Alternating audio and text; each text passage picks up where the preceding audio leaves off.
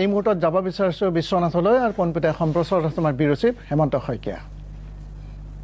হয়, এই মুহূৰ্তত মই উপস্থিত আছোঁ বিশ্বনাথ চাৰিআলি মাজমজিয়াৰ যি আমবাৰী, সেই আমবাৰীত উপস্থিত আছোঁ আৰু কেমেৰাৰ পাছত শান্তনুৱে দেখুৱাই যাব যে ৰাজপথ এতিয়া ৰূপান্তৰিত হৈছে যি জনসমুদ্ৰলৈ।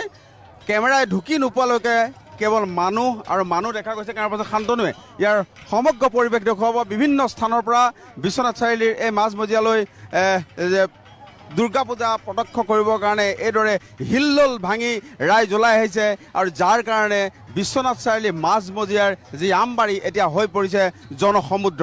আৰু আমি দেখুৱাম কেমেৰাই ঢুকি নোপোৱালৈকে মানুহ আৰু কেৱল মানুহ। আৰু আমি যি পূজা মণ্ডপ, সেই পূজা মণ্ডপৰ ভিতৰলৈ আমি সোমাই যাবলৈ চেষ্টা কৰিম আৰু কেমেৰাৰ পাছত শান্তনুৱে দেখুৱাব সেই দৃশ্য। এয়া হৈছে বিশ্বনাথৰ যি আমবাৰী, সেই আমবাৰীৰ ধৰমশালাৰ যি পূজা মণ্ডপ, সেই ধৰমশালাৰ পূজা মণ্ডপ আৰু আমি তাৰ দৃশ্য আপোনালোকক দেখুৱাবলৈ চেষ্টা কৰিম।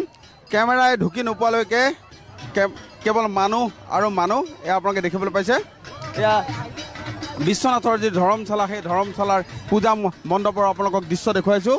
আৰু এইদৰে দেখা গৈছে যে বিশ্বনাথত ৰাইজৰ পূজাক লৈ যথেষ্ট আচলতে উৎসাহ উদ্দীপনা দেখা গৈছে, যিহেতু আজি নৱমী আৰু এই নৱমীৰ দিনা এইদৰে ভিৰ পৰিলক্ষিত হৈছে বিশ্বনাথ চাৰিআলিত। আৰু আমি তাৰ দৃশ্য আপোনালোকক দেখুৱাই আছোঁ। বিভিন্ন স্থানৰ পৰা বিশ্বনাথ চাৰিআলি, চতিয়া, জামুগুৰি আদি বিভিন্ন স্থানৰ পৰা ইয়ালৈ যি আচলতে ভক্তৰ সমাগম হয়। আৰু এতিয়া বিশ্বনাথৰ এই যি পূজা মণ্ডপ, সেই পূজা মণ্ডপ ৰূপান্তৰিত হৈছে জনসমুদ্ৰলৈ। আৰু তাৰ দৃশ্য আমি আপোনালোকক দেখুৱাইছোঁ।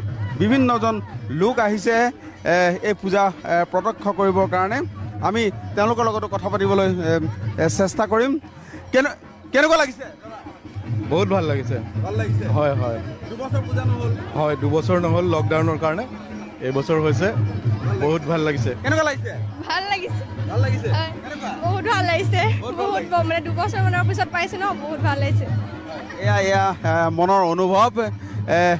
কাৰণ 2টা বছৰ যিহেতু ক'ভিডৰ কাৰণে পূজা অনুষ্ঠিত হোৱা নাছিল আৰু এতিয়া যিহেতু পূজা অনুষ্ঠিত হৈছে, সেয়েহে এইদৰে হিল্লোল ভাঙি ৰাইজ ওলাই আহিছে বিশ্বনাথ চাৰিআলিৰ মাজমজিয়ালৈ আৰু তেওঁলোকে এইদৰে পূজা প্ৰত্যক্ষ কৰিছে। তেওঁৰ পাছত শান্তনুক ভিতৰলৈ সোমাই যাবলৈ মই অনুৰোধ কৰিম। ধন্যবাদ জনাইছোঁ হেমন্ত বৰুৱা। আৰু আজি পবিত্ৰ মহানৱমী আৰু য'ত উখল মুখল পৰিৱেশ আৰু